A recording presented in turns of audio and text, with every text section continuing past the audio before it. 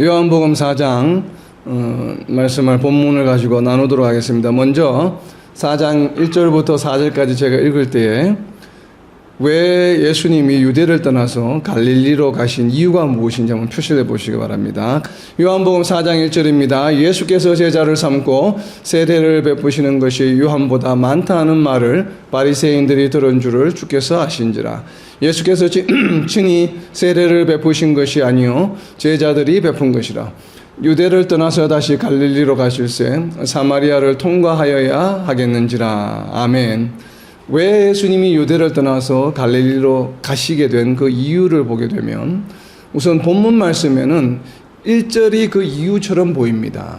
1절에 보면 바리새인들이 예수님이 세례를 베푸는 것이 그리고 제자를 삼는 것이 세례 요한보다 더 많다 하는 말을 들었기 때문에 아마도 예수님과 예수님 일행에게 조금 위협적인 요소가 된 것처럼 이렇게 그 문맥상으로는 좀 접속사들이 연결이 되어 있습니다. 그렇지만 실제로 예수님이 세례를 베푼 것이 아니라 제자들이 베푼 것이다라고 부연해서 설명이 있고, 그리고 이어지는 3절에서 유대를 떠나서 다시 갈릴리로 가실새, 그래서 마치 이어지는 것처럼 이렇게 설명이 되고 있습니다. 아마 그럴 가능성이 조금 있는 것으로 이 본문 말씀이 보여집니다. 그러나 실질적인 지금 갈릴리로 가시게 된 이유는 바로 이어지는 4절에 나와 있죠. 사마리아를 통과하여야 하겠는지라. 이 바로 통과하여야 된다고 하는 표현이 헬라어 원어에 보게 되면, 영어로 말하게 되면 it was necessary, 반드시 해야만 하는, 그러니까 영어로 말하면 must에 해당하는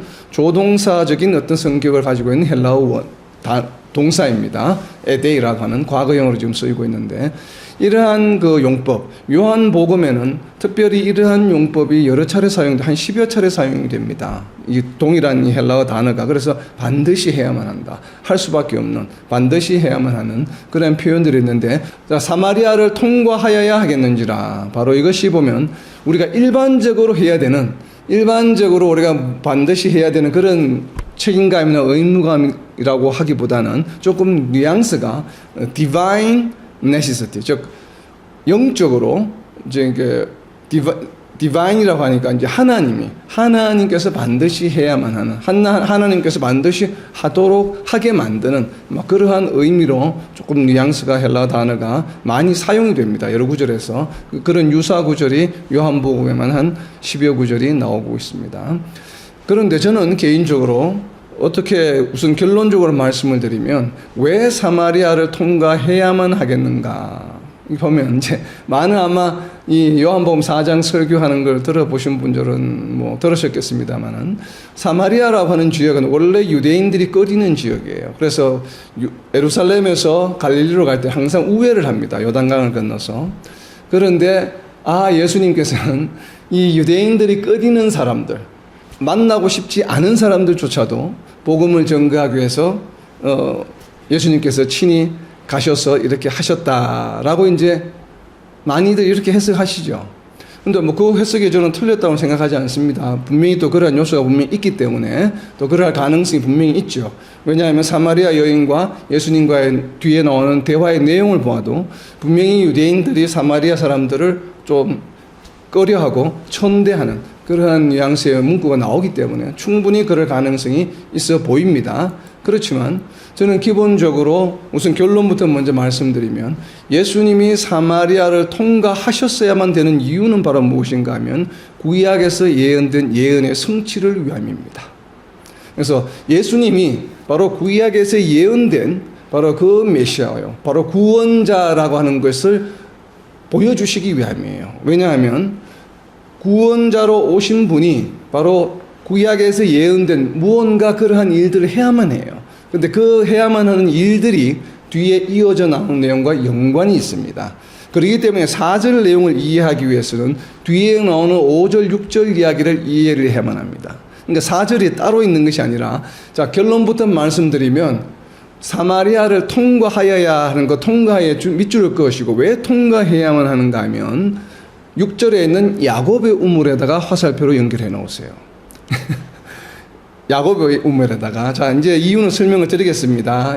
뒤에 이어서 그래서 구약의 예언의 성취 때문에 그래요. 왜 사마리아를 통과해야만 하는가 하면 거기에 야곱의 우물이 있었기 때문에 그렇습니다. 야곱의 우물이. 저는 이렇게 이제 해석을 합니다. 물론 사마리아 여인이 조금 이렇게 천대받는 그런 부류의 사람이고 그 사람에게도 복음을 전해야 된다고 하는 그러한 배경도 당연히 있지만 궁극적으로는 구약의 예언된 말씀의 성취를 예수님께서 친히 보여주시기 위함이다 라고 하는 것으로 저는 좀 이해가 됩니다. 왜 그렇습니까?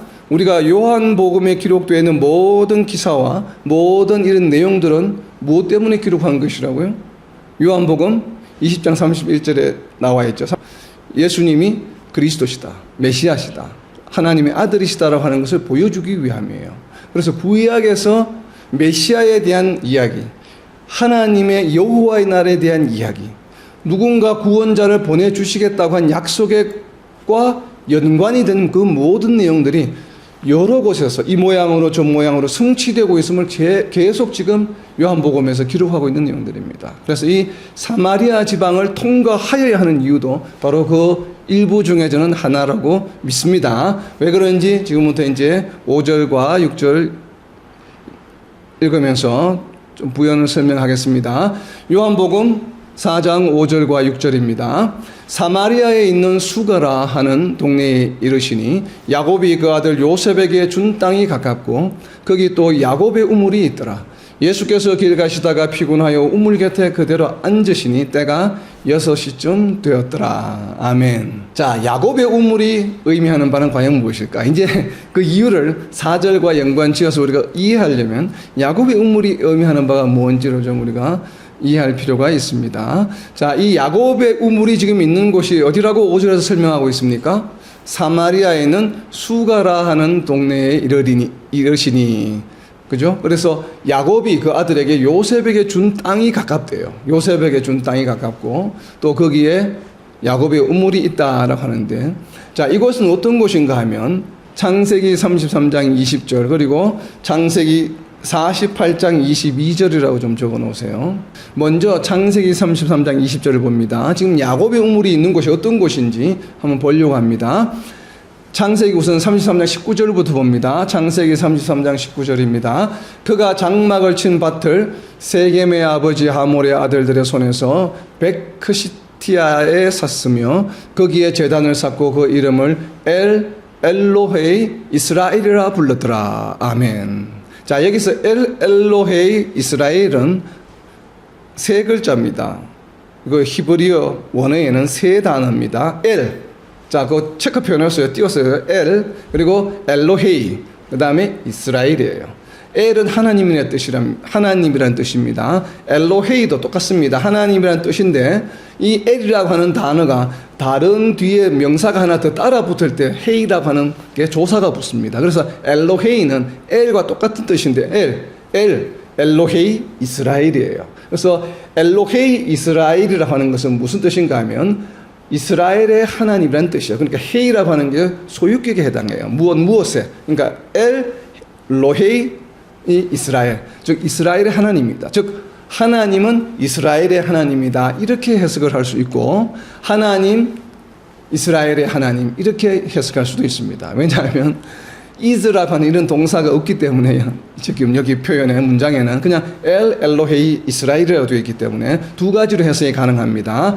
첫 번째는 하나님 이스라엘의 하나님 이렇게 이제 부르는 식으로 하는 것이고, 또 하나는 하나님은 이스라엘의 하나님이시다, 이렇게 이제 표현할 수 있습니다. 저는 후자가 조금 더 마음에 갑니다. 하나님은 이스라엘의 하나님이시다. 그러니까 지금 야곱이 이제 자기 외삼촌 집에 가서 아내를 거느리고 이제 가정을 이룬 다음에 다시 돌아오게 되죠. 고향으로 돌아오는데 형 에서가 자기를 공격하러 오는 줄 알고 겁을 먹고서 이제 미리 사신들 메신저를 보내잖아요. 그래서 이제 결국은 에서와 마주치게 됩니다. 그 내로 돌아오는 과정에서. 그래서 에서를 만났는데 정작 에서는 우호하고 잘 대해주죠, 동생을. 그래서 거기서 에서는 다시 원래 자기가 했던 고향으로 돌아가고, 이 야곱은 바로 여기로 와서, 즉 세겜에 와서 정착을 1차적으로 했습니다. 그리고 이제 나중에 다시 이동하게 되는데 다른 일로 인해서. 그래서 그 형과 헤어지고 나서 가나안 땅에 첫 번째 정착한 곳이 바로 이 세겜 지역입니다. 그래서 여기에서 무엇을 했습니까? 바로 제단을 쌓았죠. 그리고 아마 여기에서 우물을 판 것 같아요. 그래서 바로 이 야곱의 우물이 있는 지역이 바로 세겜 지역으로 보여집니다. 그리고 여기에 보면 앞에 보면 야곱이 그 아들 요셉에게 준 땅이라고 되어 있죠. 그래서 이 요셉에게 준 땅이라고 하는 의미는 또 어디에 있냐면 여호수아 24장 32절에 보게 되면 야곱이 요셉에게 준 땅의 의미를 좀 엿볼 수가 있습니다. 먼저 나중에 여호수아가 가나안 땅을 정복한 그 과정에서 12지파에게 가나안 땅을 나눠주게 되죠. 그 나누어 줄 때 바로 이 세겜 땅이 요셉의 후손들에게 배분이 됩니다. 바로 그 장면이 여호수아 24장 32절에 있습니다. 여호수아 24장 32절입니다. 또 이스라엘 자손이 애굽에서 가져온 요셉의 뼈를 세겜에 장사하였으니 이곳은 야곱이 100크시타를 주고 세겜의 아버지 하몰의 자손들에게서 산 밭이라 그것이 요셉 자손의 기업이 되었더라. 아멘. 그러니까 요셉 자손의 후손의 유산이 된 것이에요. 바로 이 세겜 지역이. 그래서 특별히 어떻게 되었냐면 창세기 33장 19절에 100크시타를 주고 샀다는 내용과 동일하게 기록이 되어 있죠. 그렇기 때문에 바로 요셉의 뼈, 요셉이 어디서 죽었습니까? 애굽에서, 이집트에서 죽게 되죠. 그런데 죽으면서 유언을 했죠. 후손들에게 너희가 나중에 출애굽할 때, 애굽을 떠나게 될 때 내 뼈를 가져다가 가나안 땅에 장사해다오라고 유언을 했습니다. 그 유언이 바로 이 여호수아 때 이루어지게 된 것이죠. 왜냐하면 땅을 배분을 하면서 이루어지게 되었습니다. 그래서 이 세겜 지역에는 에브라임 지파, 요셉에게 두 아들이 있었죠. 두 아들이 누구입니까? 바로 므낫세와 에브라임이 있는데 므낫세는 두 지파로 나누어서 요르단 강 동쪽에도 땅을 주게 되고 그리고 또 요단강을 건너서 가나안 땅에도 주게 되는데 그 가나안 땅이 바로 세겜 북부 지역이 므낫세가 가지고 있는 지역입니다. 그리고 이 세겜이 포함된 그 이스라엘 북부의 그 남쪽 지역을 누가 가지게 되냐면 바로 에브라임 지파가 가지게 되죠. 왜냐하면 북쪽 이스라엘을 주도했던 지파가 바로 에브라임 지파죠. 여로보암이 바로 에브라임 지파 출신이기 때문에. 그래서 오늘 있는 이 야곱의 우물이 있는 곳에 보게 되면 무엇이 있냐면 이 왜 야곱의 우물이라고 하는 것을 여기서 또 상징적으로 예수님이 지나가야만 했을까? 야곱의 우물과 연관이 있는 것이 바로 제가 방금 말씀드리려고 했던 무엇과 연관이 있는가 하면 새로운 축복과 저주의 기준이 되는 것과 연관이 있습니다. 우리가 지금 요한복음 앞에서 살펴본 것처럼 쭉 살펴보면서 뭐예요? 예수님이 새로운 죄사함의 방도가 되셨다고 하는 것을 가나 혼인잔치에 물이 포도주로 변화되는 것으로 우리가 보았죠. 그런 것처럼 새로운 죄사함의 방도가 되신 분이에요. 즉 다르게 표현하면 축복으로 가는 길과 저주로 가는 길의 갈림길의 기준이 누가 되셨습니까? 바로 예수님이 되셨어요. 그런데 이렇게 축복과 저주의 갈림길과 연관이 있는 곳이 바로 야곱의 우물이 있는 곳입니다. 왜 그런가 하면 야곱의 우물을 중심으로 북쪽과 남쪽에 무엇이 있는가 하면 두 산이 있습니다. 그 두 산의 이름이 어디에 나와 있냐면 신명기 11장 29절에 있습니다. 그래서 야곱의 우물 옆에다가 적어 놓으세요. 신명기 11장 29절입니다. 신명기 11장 29절에 보게 되면 왜 예수님이 야곱의 우물에 가셔서 이러한 일을 하실 수밖에 없었는지 그 이유가 바로 무엇인가 하면 축복과 저주의 새로운 기준이시기 때문에 그래요. 자, 신명기 11장 29절입니다. 내 하나님 여호와께서 네가 가서 차지할 땅으로, 지금 땅을 차지했죠. 너를 인도하여 들이실 때에 너는 그리심산에서 축복을 선포하고 에발산에서 저주를 선포하라. 두 산이 무엇과 무슨 산입니까? 그리심산은 축복을 선포했던 장소이고 그리고 에발산은 저주를 선포했던 곳이에요. 무엇할 때에? 하나님이 약속해 주신 약속의 땅에 들어갈 때에, 뭐 할 때에? 천국에 들어갈 때에, 뭐 할 때에? 하나님이 약속해 주신 유산으로 지정해 주신 땅에 들어가는 첫 번째가 한 일이 무엇입니까? 지금 두 산을 사이에 두고 하나는 그리심산, 하나는 무슨 산이에요? 에발산을 두고 한쪽에서는 축복, 하나는 저주. 자, 축복으로 가는 길과 저주로 가는 길이 바로 그 입구에 있습니다. 가나안 땅 들어가는 첫 번째 했던 것이 바로 그리심산과 에발산에서의 축복과 저주에 관한 말씀이에요. 신명기에 기록되어 있는 이것이 바로 모세가 이스라엘 민족에게 명령했던 내용입니다. 하나님의 명령을 받아서 전했던 내용이죠. 그래서 이 바로 이게 의미가 있는 장소가 지금 야곱의 우물이 있는 곳이에요. 그래서 여기에 지금 두 산이 나와 있는데 에발산이 약간 북쪽에 있고 그리심산이 남쪽에 있습니다. 그러다 보니까 이 에발산은 아까 말씀드린 대로 머나세 지역에 속하고 있고 가까운 지역인데도 불구하고 요 산을 경계해서 그리심산은 또 에브라임 지파에게 땅이 분배가 되었습니다. 그런데 어쨌든 간에 머나세와 에브라임은 다 누구입니까?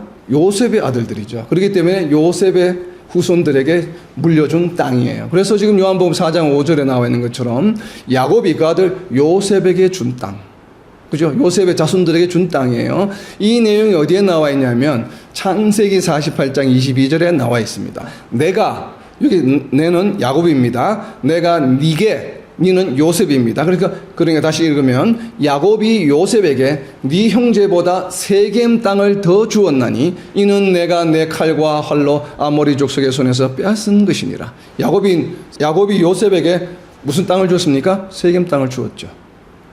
바로 이 세겜 땅을 주었기 때문에 나중에 여호수아가 가나안 땅을 정복하고 들어오게 될 때에 땅을 12지파에게 분배하게 될 때에 므낫세와 에브라임에게 분배가 된 것입니다. 물론 이제 롯이라고 하죠. 이게 던져서 이게 추첨해서 준 거긴 하지만 그 추첨도 하나님의 뜻이기 때문에 그래요. 그래서 결국은 창세기에서 야곱이 요셉에게 준다고 한 그 세겜 땅이 그 여호수아가 추첨을 해서 할 때 그것이 결국 므낫세와 에브라임에게 분배가 된 것으로 보여집니다.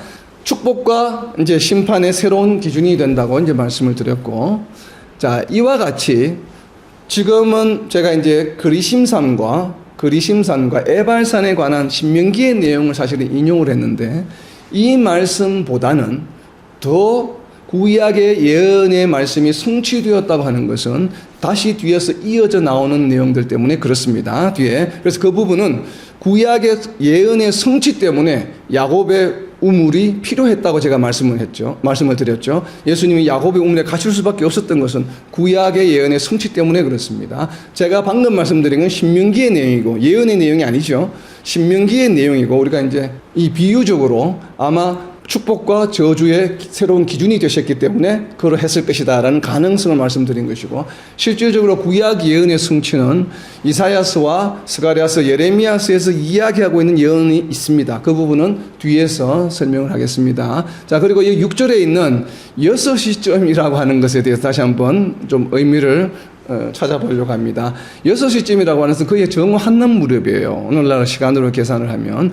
자, 이 의미하는 바는 이제 보통 그 사마리아 지역에 있는 그 수가라는 지역에 있는 여인들이 물을 기르러 올 때는 정오에 오지 않습니다. 해가 지기 전, 그러니까 좀 해가 없을 때, 좀 덥지 않을 때 물을 기르러 와요. 아니면 아침에 기르러 가든지.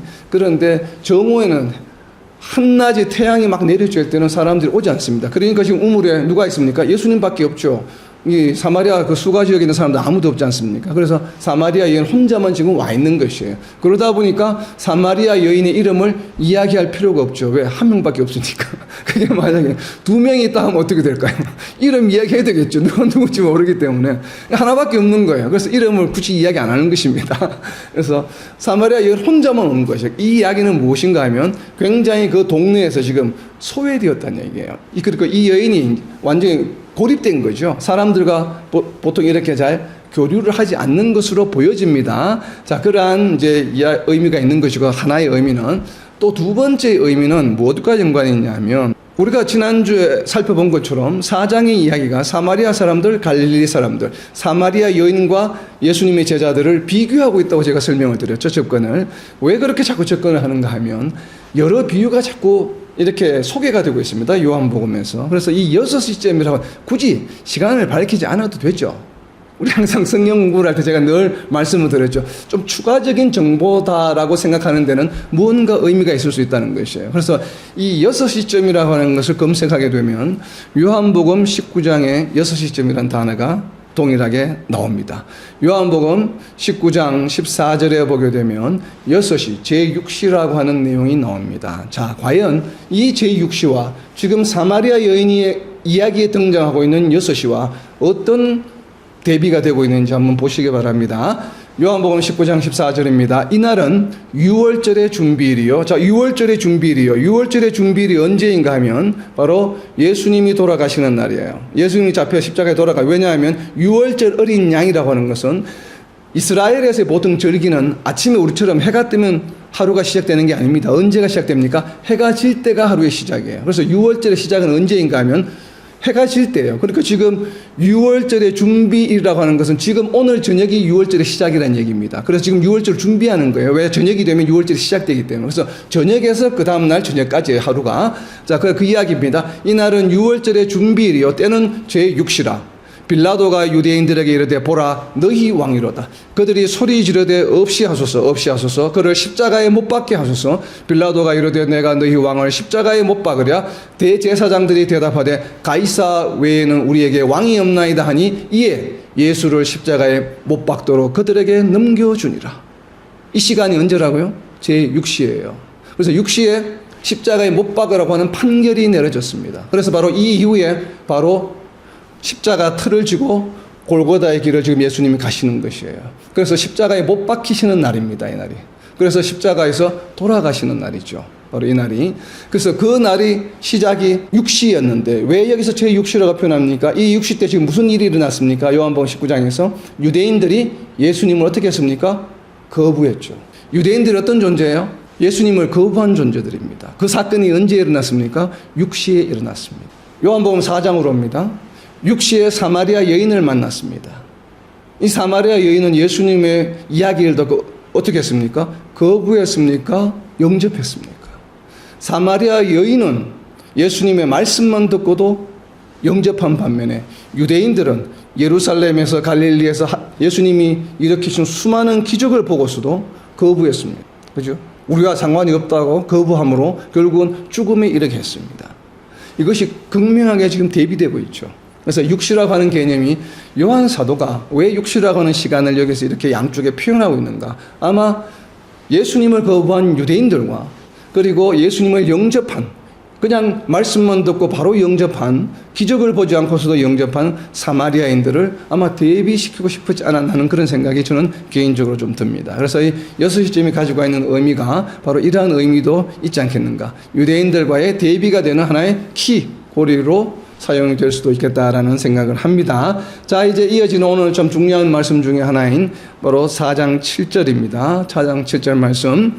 사마리아 여자 한 사람이 물을 기르러 왔음에 예수께서 물을 좀 달라 하시니 이는 제자들이 먹을 것을 사러 그 동네에 들어갔음이라. 아멘. 자, 여기 8절 앞에 보면 접속사가 있는데 지금 번역이 되어 있지 않습니다. 접속사 갈, 왜냐하면이라고 하는 게 있습니다. 자, 다시 읽습니다. 제가 사마리아 여자 한 사람이 물을 기르러 왔으며 예수께서 물을 좀 달라 하시니 왜냐하면 이는 제자들이 먹을 것을 사러 그 동네에 들어갔음이라. 이렇게 이제 되는 것입니다. 자, 여기에 물을 좀 달라에 좀 동그라미를 쳐놓으셔요. 이게 대단히 중요한 말씀으로 저는 이해가 됩니다. 물을 좀 달라 하시니 이 내용을 이해하기 위해서는 뒤에 나오는 9절을 이해할 필요가 있습니다. 9절에 보게 되면 사마리아 여자가 이르되 당신은 유대인으로서 어찌하여 사마리아 여자인 나에게 물을 달라 하나이까 하니 이는 유대인이 사마리아인과 상종하지 아니함이로라. 상종하지 않기 때문에. 특히 유대인들이 조금 이렇게 대낮에 접촉하기를 꺼려하는 사람들, 특히 바리새인들, 유대인 지도자들은 같은 유대인 여자들조차도 만나기를 거부합니다. 대낮에는. 왜냐하면 이 내외를 하죠, 이 사람들은. 그렇기 때문에 그래서 얼굴을 가리고 다니잖아요. 그래서 내외하기 때문에 여자들 만나는 것조차도 이게 쉽지가 않습니다. 좀 꺼려합니다. 꺼리는 일 중에 하나인데 더군다나 사마리아이면서 사마리아 여인이에요. 그리고 더군다나 굉장히 그 사마리아 사회에서조차도 어떻게 보면 좀 소외되는, 고립되는, 외면받는 그런 사람이에요. 어떻게 보면 뭐 이 3종 세트가 다 모인 존재예요, 사마리아 여인은. 그래서 유대인이라면 더더군다나 만나서는 안 되는 사람이에요. 사마리아인인데다가 더군다나 또 여자인데다가 또 이렇게 굉장히 죄인처럼 소외되는, 굉장히 그 무리 안에서 이렇게 좀 관로 밖에 있는 그러한 사람을 유대인 랍비가, 랍비죠 지금 예수님은, 유대인 지도자가, 유대인 남자가 만난다는 것은 있을 수 없는 일이에요. 그런데 불구하고 예수님이 먼저 말을 거셨죠. 뭐라고 말을 거셨습니까? 물을 좀 달라 하시니. 자, 여러분들은 어때요? 이게 지금 실감이 잘 안 오죠, 여러분. 이게 얼마나 대단한 일인지 실감이 잘 안 오죠. 여러분들이 그런 경험이 있죠. 우리가 보면 우리 교회 공동체에도 보면 뭐 교회 공동체 아니라고 해서 막 집사님들이 뭐 3, 40명 되고 수백 명이 되고 교회가 이렇게 많다 하더라도 그 중에 보면 꼭 이렇게 별로 만나고 싶지 않으신 분들 있죠. 또 그리고 옆에 이 크리스찬이 아닌데 복음을 전해야 되는데도 불구하고 왠지 복음 전하기 싫은 분 분명히 있죠. 말도 섞기 싫은 사람 있죠. 주변에. 그런데 거기에 복음을 전하라고 한다면 선뜻 나서서 내가 정말 저 사람이 나한테 굉장히 뭐 해코지를 해서 싫은 일을 했어. 막 그래서 정말 말도 섞고 싶지 않은 사람이야. 그런데 그 사람한테 누군가가 야, 저 사람한테 가서 복음을 좀 전해주세요 하면 여러분이 선뜻 나서서 그럼 제가 하지요. 이렇게 하고 하는 경우가 드물죠. 쉽지 않죠. 그럼 누가 어떻게 얘기합니까? 저기 뭐 박 집사님한테 좀 대신 이야기하세요. 그분은 친한 것 같으니까 그 동네 아마 같이 사니까 아니면 이웃이니까 그분을 통해서 복음을 좀 전하고 저는 좀 빠지겠습니다. 보통 이래요. 왜? 인간적인 관계가 원만하지 않거나 인간적인 관계로 내가 접근하기가 싫어하는 사람들. 그렇죠? 그러니까 가령 예를 들면 우리 벵갈로 사역제 보면 우리 나병 환자들에 대한 우리 사역을 뭐 토요일마다 하시지 않습니까? 우리 본부에서. 그런데 우리가 우리가 보통 일반 성도들은 나병 환자들에 같이 다가가서 이렇게 뭐 복음을 전하고 뭐 선물을 주고 음식을 나누고 하는 게 선뜻 잘 안 되죠. 저희들 좀 망설임이 생기잖아요. 저희도 모르게. 바로 그런 것과 같이 정말 우리 사회에서 완전히 우리하고 이렇게 구별이 되는 사람들이에요. 뭐 미국이나 이런 데를 예를 든다면 뭐 노숙자라든지 아니면 요즘 특별히 한국 같은 경우에는 우파가 좌파에게 저 완전 골수 좌파야 아니면 완전 골수 우파야 서로가 이게 완전히 성격이 달라 정치적 성향이. 그런데 복음을 전하고 싶은 마음이 잘 안 생겨. 이런 경향들이 있을 거예요. 바로 그런 경우에요. 지금 예수님이 처한 상황이 예수님은 유대인이에요. 유대인으로서 도저히 같이 이렇게 할 수 없는 무리에 속해 있는 사람이에요. 그 중에서도 여자, 그 중에서도 대낮에, 그 중에서도 천한 사람, 죄인과 같은 소외받는 사람에게 지금 먼저 말을 거셨다고 하는 것이에요. 그러니까 이것이 대단한 것이에요. 이것이 참된 복음 전거의 모습을 지금 예수님께서 우리에게 보여주고 계시는 것입니다.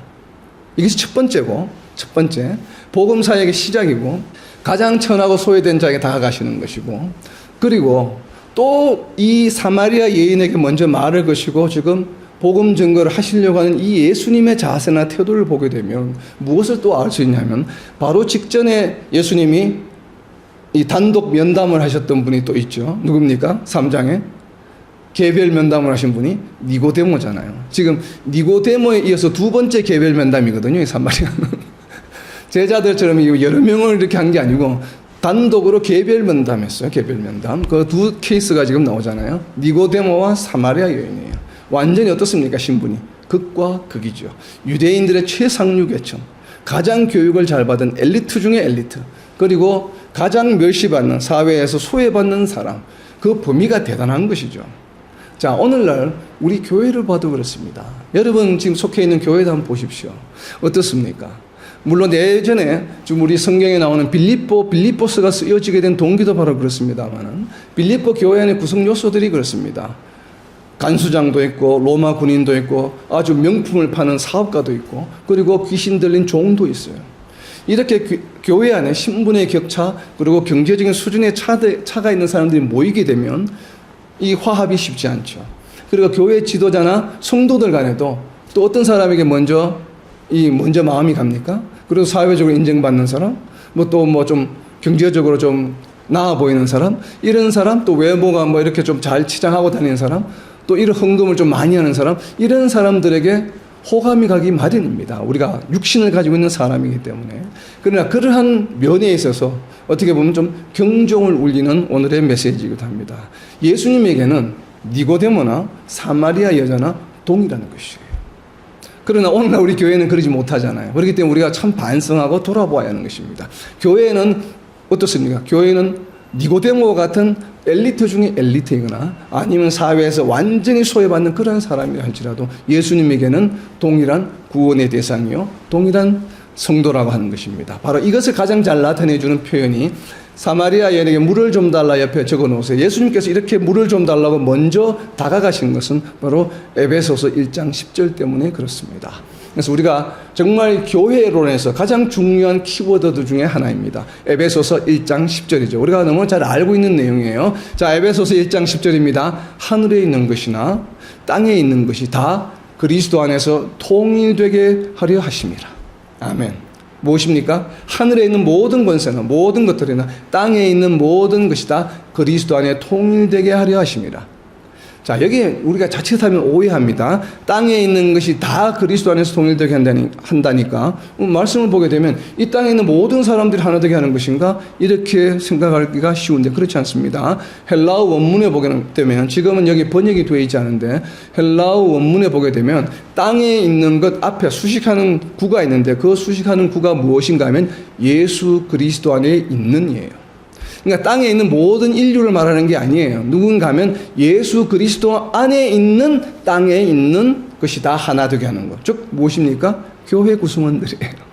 예수 그리스도 안에 있는 사람들, 이 땅에 있는 예수 그리스도 안에 있는 사람들이 다 모두가 뭐예요? 하나 되게 하는 것이지 이 땅에 있는 모든 인류를 하나 되게 하는 것이 아니에요. 에베소서 1장 10절은 자칫 잘못하게 되면 그렇게 오해해서 해석하는 경우가 들어 있습니다. 그렇기 때문에 헬라어 원문을 보게 되면 예수 그리스도 안에 있는 땅에 있는 것이에요. 그러니까 바로 교회.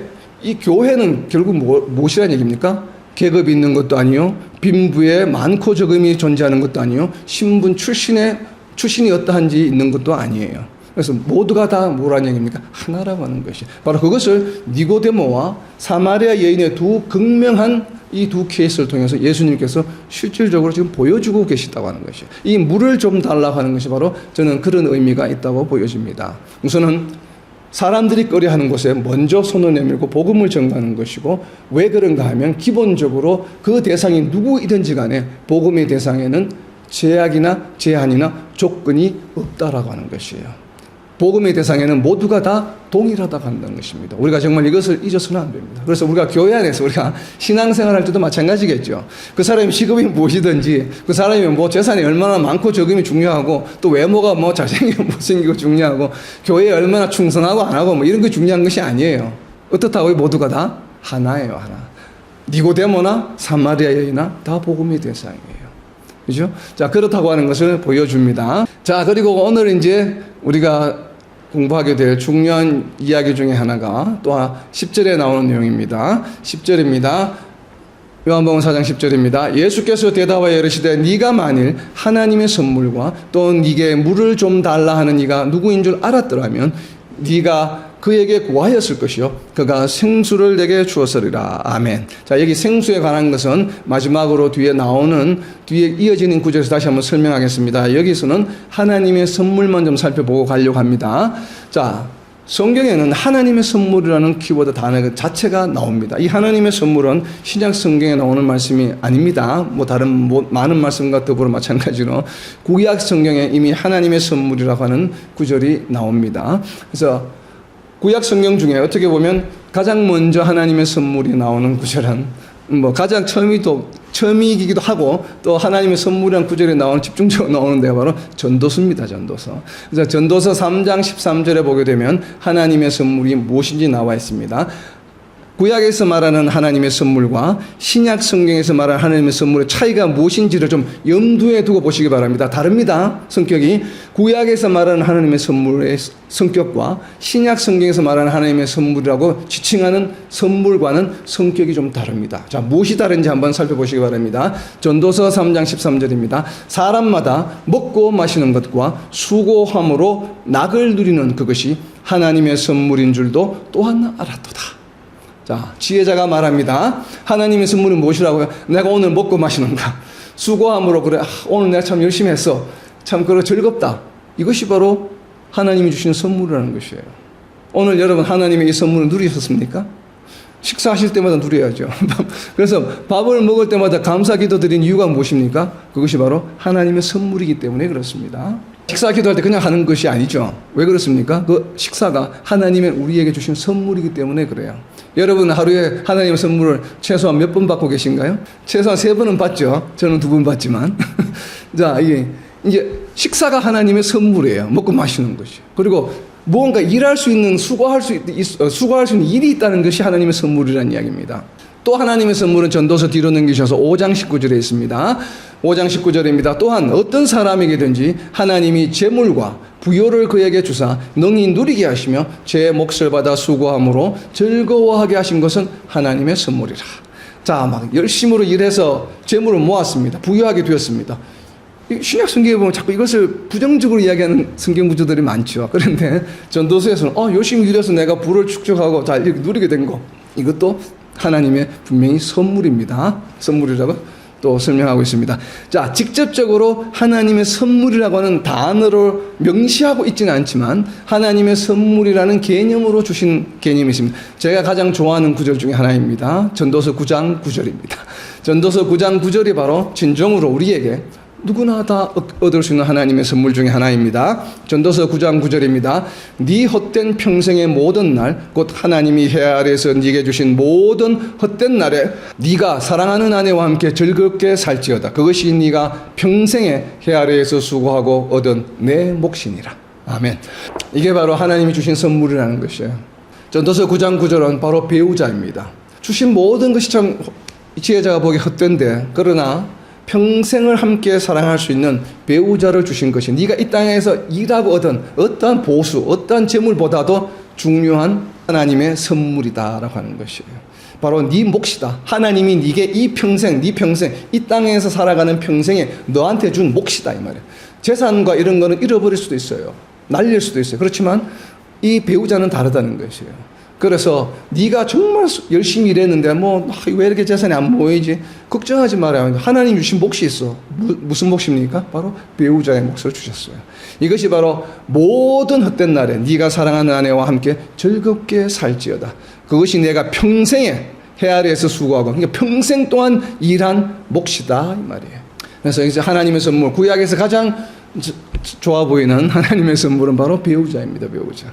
그래서 정말 먹고 마시는 것, 그리고 재물과 부요, 그리고 배우자를 하나님의 선물로서 구약 성경 전도서에서 우리가 규정을 하고 있습니다. 자, 이제 신약으로 넘어옵니다. 신약에서 말하는 하나님의 선물은, 대표적인 선물은 바로 사도행전 2장 38절에 있습니다. 사도행전 2장 38절입니다. 베드로가 이르되 너희가 회개하여 각각 예수 그리스도의 이름으로 세례를 받고 죄 사함을 받으라. 그리하면 성령의 선물을 받으리니.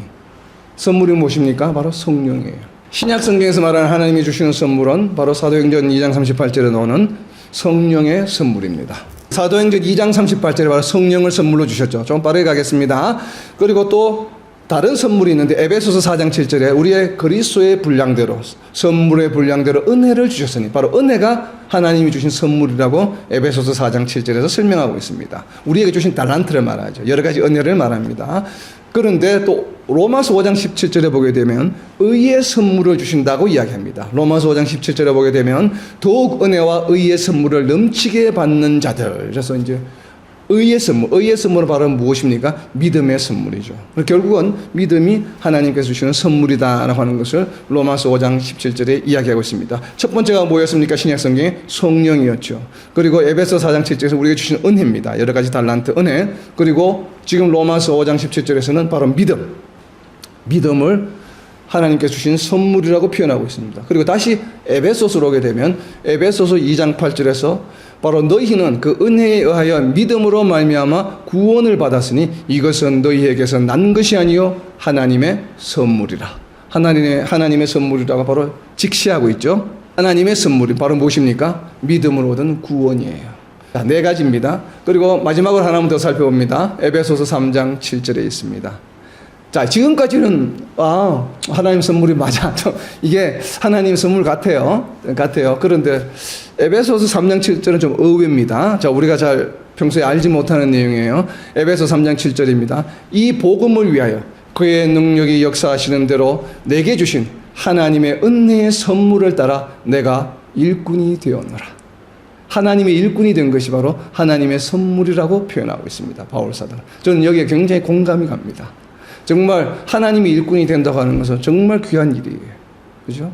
바로 이것은 내가 하고 싶다고 살 수 있는 것이 아니라고 저는 생각을 합니다. 이건 하나님이 전적으로 은혜로 주신 에베소 3장 7절 말씀처럼 은혜의 선물을 따라 내가 일꾼이 되어노라.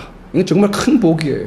그래서 복음을 전거하고 꼭 목회자 이런 뜻이 아니라 우리 평신도도 요즘에 평신도 목회 운동이 있잖아요. 평신도 목회 운동 바로 그런 것처럼 평신도가 복음을 전거하고 찬양을 인도하고 교회 봉사하고 이 모든 것들이 바로 무엇인가 하면 하나님의 일꾼이에요. 그렇죠? 이 하나님의 일꾼이 되게 하셨다고 하는 것은 바로 무엇인가 하면 은혜의 선물이다.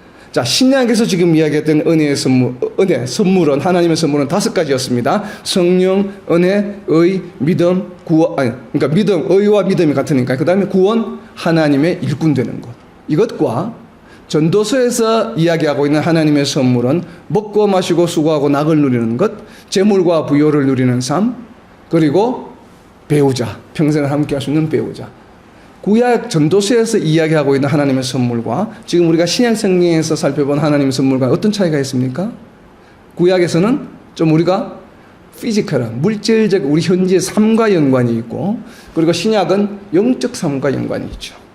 그죠? 전부가 성령, 은사, 믿음, 구원, 하나님의 일꾼이 되는 것. 전부 영적 삶에 관한 내용들입니다. 피지컬한 삶. 하나님의 일꾼이 되더라도 뭐 경제적으로 내가 빈곤하고 궁핍하더라도 하나님의 일꾼으로 행복하게 살아갈 수 있는 것이에요. 전도서에 풍요하게 부를 누리는 것과는 좀 안 맞는 내용이지만, 그러나 신약에서는 하나님의 선물의 개념이 바뀐 것이에요. 무엇으로? 성령, 은혜, 구원, 믿음, 하나님의 일꾼, 이것으로 물질적인 그러한 하나님의 선물의 관점이 신약에 오면서 바뀌게 된 것입니다. 자, 이것은 우리가 상식으로 좀 살펴두고, 그리고 10절 마지막에 했던 생수를 내게 주었으리라고 하는 것은 과연 어떤 의미일까를 한번 살펴보려면, 생수를 갈급해하는 자, 지금 이 생수를 받을 대상이 누구입니까? 사마리아 여인이죠. 사마리아 여인이 왜 사마리아 자기 동네에서 소외되는 그 자리에 머물 수밖에 없습니까? 뒤에 나오는 내용들 때문에 그렇죠. 남편이 5이 있었습니다. 그렇죠? 남편이 5이 있었어요. 남편이 5이 있었다는 얘기는 무엇입니까? 사랑이 부족했다. 사랑에 갈급했다는 것이에요. 자신은 사마리아 여인을 만족시켜주는 남편을 아직까지 못 만난 것이에요. 그래서 자기의 사마리아 여인의 평생의 삶을 통해서 자신이 추구하고자 있는 그 사랑에 대한 갈급함이 아직도 채워지지 않는 상태에 있는 여인이 바로 사마리아 여인이에요. 그렇기 때문에 이 사마리아 여인에게 만족하지 못하는 갈급한 삶에 대한 만족을 주는 것이 바로 내가 생수를 준다고 하는 것이죠. 이 생수는 바로 어떤 생수예요? 목마르지 않는 생수예요. 그래서 그런 설명이 나오는 것입니다. 네가 지금 먹는 물은 목마르지만 내가 주는 생수는 목마르지 않아. 그 얘기는 무엇입니까? 갈급함을 영원히 해소시켜주는 것이에요. 즉 갈급함을 만족시켜주는 해결책이에요. 그래서 생수를 준다라고 하는 것은 내가 너에게 생수를 주었으리라. 네가 만약 내가 누구인지 알았더라면, 하나님의 선물이 무엇인지 알았더라면 내가 생수를 너에게 주었으리라 라고 이야기하는 것입니다. 그러니까 결국 생수는 하나님의 선물 중에 하나이죠. 우리가 살펴보았잖아요. 신약성경에 하나님의 선물이 무엇인지. 뭐 성령이 될 수도 있고 은혜가 될 수도 있고 믿음이 될 수도 있기 때문에 생수는 결국 하나님의 선물인 것이죠. 우리 요한복음 4장의 내에서도 보면. 그래서 이 생수에 동그라미 쳐서 하나님의 선물에다 연결해 놓으세요. 그러니까 그런 것이죠.